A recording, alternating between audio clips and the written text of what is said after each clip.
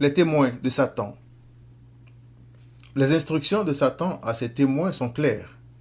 Allez et faites de tous ceux qui croient des incrédules. Semez la confusion dans l'esprit des croyants, surtout que personne ne croit que Jésus est Dieu. En lisant les Écritures, on voit que Christ n'a fait aucun mystère de sa divinité. À des Juifs qui l'entouraient, Christ a dit « Moi et le Père, nous sommes un ». Jean 10, 30. Il est écrit « Alors les Juifs prirent de nouveau des pierres pour le lapider ». Jean 10, 31.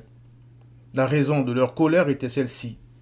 Les Juifs lui répondirent « Ce n'est point pour une bonne œuvre que nous te lapidons, mais pour un blasphème, et parce que toi, qui es un homme, tu te fais Dieu. » Jean 10, 33.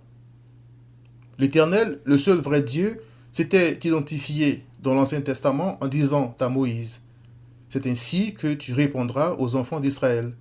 Celui qui s'appelle « Je suis » m'a envoyé vers vous. » Exode 3, verset 14. Les Juifs savaient donc très bien ce à quoi Christ faisait allusion en disant « En vérité, je vous le dis, avant qu'Abraham fût, je suis. » Jean 8, 58. Leur réaction, en effet, ne s'était pas fait attendre. Il est écrit. Là-dessus, ils prirent des pierres pour les jeter contre lui. Jean 8, 59. Connaître Christ, croire en lui, affranchit le pécheur du pouvoir et de la crainte de Satan.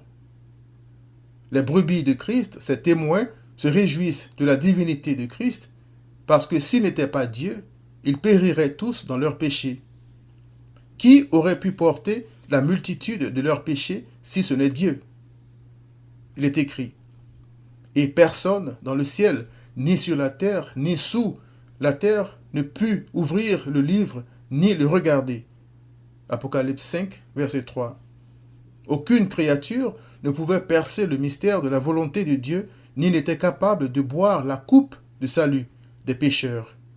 C'est pourquoi la parole a été faite chair. Croire que Christ est Dieu et que rien ne lui est impossible est une arme invincible contre Satan.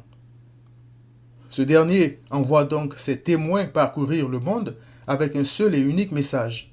Jésus n'est pas Dieu.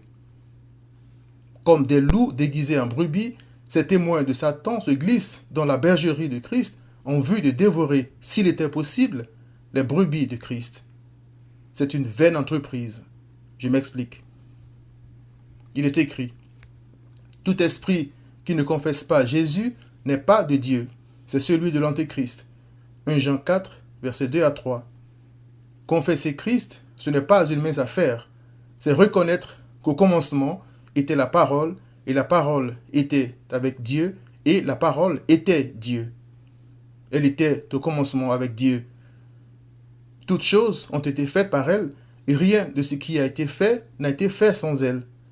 Et la parole a été faite chair, et elle a habité parmi nous, pleine de grâce et de vérité, et nous avons contemplé sa gloire, une gloire comme la gloire du Fils unique venu du Père.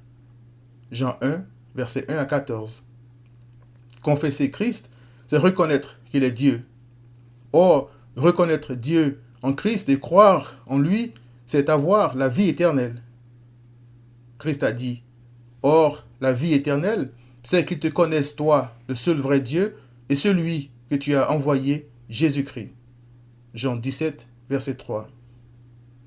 Concernant le seul vrai Dieu et celui qu'il a envoyé, il est écrit « Ayez en vous les sentiments qui étaient en Jésus-Christ, lequel, existant en forme de Dieu, n'a point regardé comme une proie à arracher d'être égal avec Dieu, mais s'est dépouillé lui-même en prenant une forme de serviteur, en devenant semblable aux hommes. » Philippiens 2, versets 5 à 7.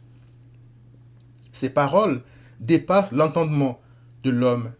C'est pourquoi, lorsque Pierre a dit de Christ, « Tu es le Christ, le Fils du Dieu vivant », Christ lui a répondu, « Tu es heureux, Simon, fils de Jonas, car ce ne sont pas la chair et le sang qui t'ont révélé cela, mais c'est mon Père qui est dans les cieux. » Matthieu 16, versets 15 à 17. Les témoins de Satan disent que Christ n'est pas Dieu, mais plutôt un ange supérieur, la première créature de Dieu. Or, Christ est la parole de Dieu, et toutes choses ont été faites par lui, et rien de ce qui a été fait n'a été fait sans lui. Jean 1, verset 3. Christ s'est-il donc créé lui-même? Satan apparaît-il fait tomber un livre du ciel pour certainement aider ses témoins à ne pas paraître trop ridicules? Ils s'en servent en disant « la Bible dit ». Satan est capable de beaucoup de choses. Quand je vois un chrétien, entre guillemets, renoncer à Christ parce qu'il aurait trouvé la vérité ailleurs, je reconnais immédiatement l'agent de Satan. Leur but est toujours de semer la confusion parmi les rachetés de Christ et d'empêcher le salut du pécheur. La bonne nouvelle, c'est que Christ veille sur tous ceux qu'il a acquis au prix de son sang. Il a dit « Mes brebis entendent ma voix, je les connais et elles me suivent. Je leur donne la vie éternelle et elles ne périront jamais et personne ne les ravira de ma main. Mon Père qui me les a donnés est plus grand que tous et personne ne peut les ravir de la main de mon Père. Moi et le Père, nous sommes un. » Jean 10, 27 à 30. Chers frères et sœurs en Christ, lorsque ces témoins de Satan viennent frapper à nos portes, souvenons-nous de ce qui est écrit en 2 Jean 1, versets 7 à 11. Chers amis, quiconque nie le Fils n'a pas non plus le Père. Quiconque confesse le Fils a aussi le Père. 1 Jean 2, 23. Repens-toi, viens à Christ.